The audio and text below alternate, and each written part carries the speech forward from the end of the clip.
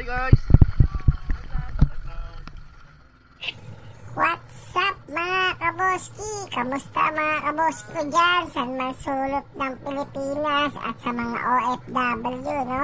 Welcome back sa panibagong vlog natin kung saan susubukan naman natin sumisid sa napakagandang mundo na sa ilalim ng dagat. Dito lang yan sa dagat ng Bantayan Island, Cebu. Kasama natin ngayon ang tropang QAC at CM Ops ng Central Luzon para sa isang snorkeling adventure na hindi malilimutan kailanman. Let's go! So mga kaboski, habang naglalayag kami, no, papunta doon sa malakristal na lubig o sa snorkeling area, ramdam mo dito yung simoy ng hangin. Nakaka-relax na mga vibes, no? Nakitang-kita mo yung mga isla, mga bangka, mga isdang naglalangoyan, no? Para ang inilayo sa ingay ng syudad. Inakay ka sa Malaparaiso, no? Siyempre, hindi mawawala ang bonding moment kasama ang team ng QAC at ng CM Ops ng Central Luzon. Ito yung mga sandali pero makukulit, simple pero solid, no? Tara, puntahan natin yung snorkeling area. So, ito na yung pinakahihintay natin, ang snorkeling time. Una namin tinungo ang isang bahagi sa Bantayan Island, yung crystal na tubig at makulay na bahura. Sa ilalim, para kang nasa ibang mundo.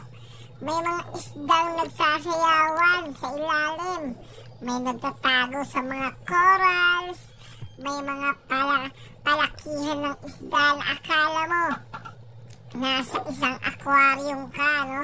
Na punong-puno ng napakaraming isda, no? Ang ganda ng biodiversity dito. Mula sa mga clownfish, parrotfish, hanggang sa mga isdang halos kasing laki na ng mga braso ko. Grabe, nakakamangha. Meron din nagsisilaitan o mga nagsasayawan, no?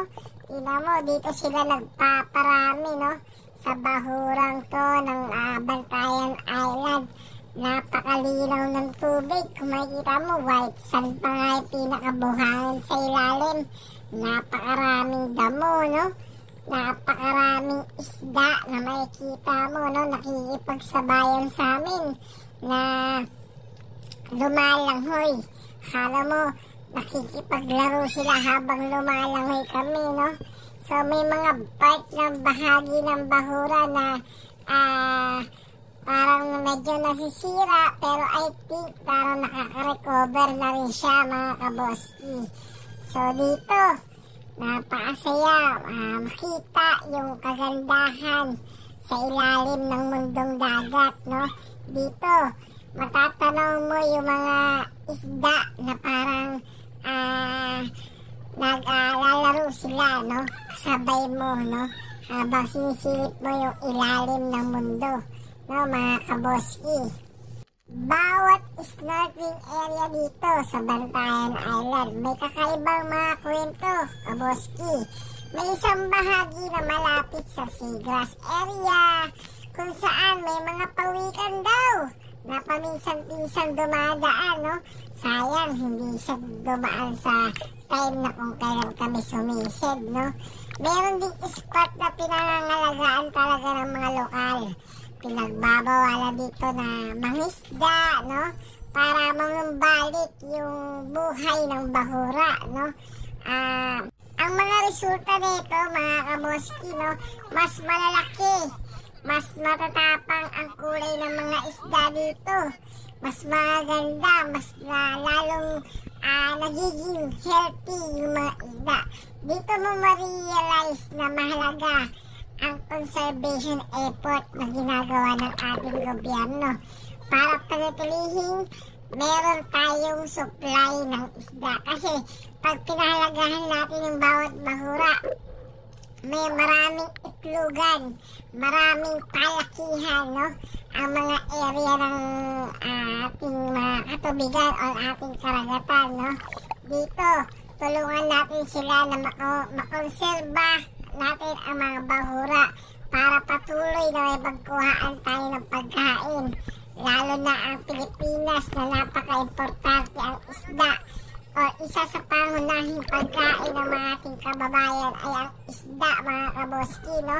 Dahil tayo ay nasa 7,000 islands, so karamihan ng mga ating kababayan isda ang pangunahin, hindi karne, no, mga kaboski. Kaya tulungan natin, mga kaboski, na makapag-konserba tayo, no? Yung mga effort natin, huwag tayo magtatapon ng plastic sa katubigan, kahit sa ilog, dahil nakaduktong ito sa mga dagat natin. So, pag pinagpatuloy natin yan ng pagkonserba, no? At magiging maswerte, hindi lang tayo, pati ang ating mga next generation, makikita nila yung ganitong klase ng kalikasan, mapapanatili natin so, kayo mga kaboski, samahan nyo kami, no? Tulungan nyo kami ipakalat na huwag tayo magtapon ng plastic, no? Mag-segregate tayo ng basura natin para tayo ay maging mayaman sa inang kalikasan o marami tayong isdang makuha, hindi mamatay ang mga bahura natin, no? So, habang nagpapahinga kami, no? Or nag-snorkeling or nagbabakasyon, no? Napaisip kami, mga kaboski, no? Minsan talaga kailangan lang natin huminto at magpasalamat sa taas sa binigay sa ating magandang kalikasan, no? Di lang dahil sa ganda ng paligid, kundi dahil sa mga taong kasama natin, no? Thankful ako na kasama ko ang QAC team, si M-Off sa trip na to. Hindi lang sila ka-team, kundi ka-banding din sa mga moment na ganito, mga kaboski. So, ayan, nakita niyo naman yung mga ating mga banding, marami kaming kulitan. First kahapon, pinuntahan namin yung Ugtong Cave, pinuntahan namin yung mangrove forest, no? So, marami kaming gagalain. So, next natin, bibisitahin ang Virgin Island, no? Na sikat sa napakaputing buhangin, mga kaboski. Maraming salamat sa pagsama sa amin sa aming paglalakbay, mga kaboski, dito sa ilalim ng dagat. Sana na-inspire namin kayo, alagaan natin kalikasan, bisitahin ang mga hidden gem ng ating bansa tulad ng Bantayan Island. Kung nag-enjoy kayo, huwag niyong makalimutan mag-like, mag-subscribe at hit ang bell ng notification para maging updated kayo sa mga datskwatsa, mga gala na ginagawa ko, mga kaboski, no? Hanggang sa muli, mga kaboski, sama-sama tayong maglakbay, magsiyasat at magkwento ng ating sariling kagandahang kalikasan. Maraming salamat, mga kaboski! So, panoorin nyo lang ang video para makita nyo ang ilalim ng dagat. So, bago magtapos, mega love shoutout, mga kaboski, sa pamilya ko po, no?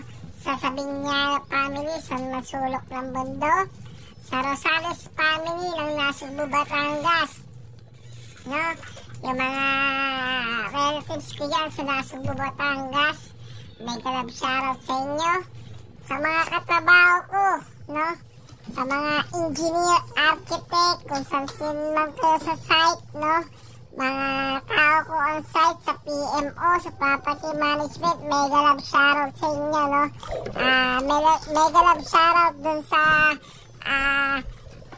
tribo sa Mindanao, no? Lalo especially yung tribo ng asawa ko, mga Tiboli, no? Mga taga South Cotabato, mga taga Sorala, Marbel, Banga, Tupi, o saan man kayo, lalo na ang Lake Cebu. At ang bayan ng Tiboli, mega love shoutout dyan sa mga katutubong Tiboli, no? Mega love shoutout. And mega love shoutout din sa mga OFW natin dyan. Maraming salamat. Mag-iingat po kayo palagi. Sana po mag-enjoy kayo sa mga ganitong video, no? Sige po, hanggang sa muli mga kamoski. Salamat!